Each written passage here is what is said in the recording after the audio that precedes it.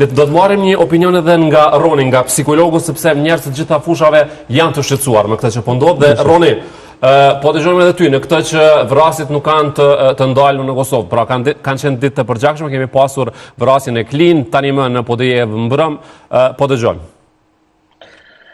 Janë jo vetëm shqetësuese, por si duket nuk kanë reduktim ose paksim në numër, dhe me qenë se është edhe shqetësuese, unë konsideroj që të gjitha këto probleme që kanë të bëjnë me konceptin social, mos menaxhimin e konflikteve dhe dhunën në përgjithësi, nuk fillojnë në fakt në fillet e para me krim, por vijojnë me heshtje dhe pastaj shpërthejnë dhe eskalojnë. Pra, ju e dini shumë mirë, aty ku mungon dialogu, lind dhuna, lind krimi, dhe kjo bie si rezultat i shtrembrimit të komunikimit apo mungesës së modeleve të komunikimit në familje dhe menaxhimit të konflikteve apo menaxhimit të zemrimeve e impulseve në shoqëri e familje.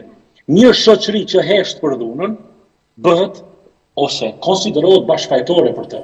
Kështu mendoj unë. Dhe familja duhet të jetë vend sigurie dhe jo burim frike ose burim pasigurie. Si ju e dini shumë mirë që dhuna nuk mund të jetë impuls i momentit, por proces që ndërtohet me heshtje, nderuar. Dhe kur ndërtohet me heshtje, atëherë çfarë kemi? Kemi probleme të cilat vinë, shtohen dhe madje instalojnë edhe frikën në shoqëri.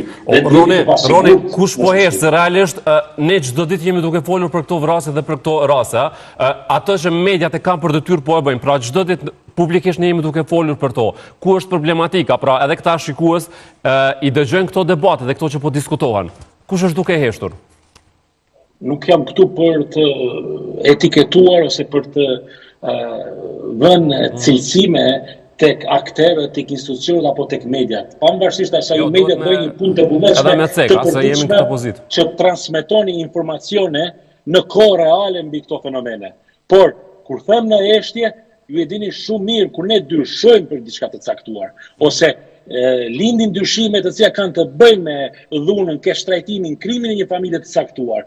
Dyshimin mund të adresojmë në një raportim policor. Dhe kjo e bën shumë të sigurt komunitetin. Duhet ta dini këtë. Prandaj e them në tema të përgjithshëm shoqëror, jo në veçanti. Unë ti ajo, ne ju ato, absolutisht jo. E qartë, Roni. Është edhe një gjë, është rëndësishme një gjë.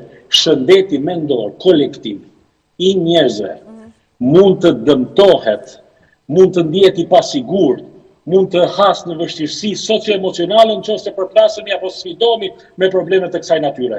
Ju e thatë shumë mirë, gazetari e tha shumë mirë moderatori aty prezent. Tha, ne po i komunikojmë, po i diskutojmë, por sërish pastaj po ngelin e heshtje ose 3 ditë zgjat çudia më e madhe. Nuk duhet të zgjat çudia më e madhe 3 ditë. Ka një normalizim, Roni, të situatave, ka një normalizim, sa më shumë raste aq më shumë po normalizohen dhe ndoshta relativizim i situatës. E qartë. Kur situata relativizohet, kur fenomene relativizohen. Hajde, ti diskutojmë në media. Po më thoni, a do të zhvillohen ndonjëherë tryeza publike multidisciplinare, jo vetëm në qendra për punë sociale, por në të gjitha institucionet në përgjithësi që kanë të bëjnë me fushat sociale ose kanë të bëjnë me këto probleme drejt për drejt. E qartë, Roni, të marrim një mendim edhe nga avokati. Zotri Musa, si avokat, po, e përshëndesim Ronin, sepse do të kemi edhe radhje direkte, natyrisht gjithmonë një mendim i psikologut mbi gjithë ato që po ndodhen është më se i nevojshëm, kështu që për shkak se jeni në kushte të papërshtatshme, rënd falenderojmë shumë për këtë inkuadrim sot. Faleminderit shumë.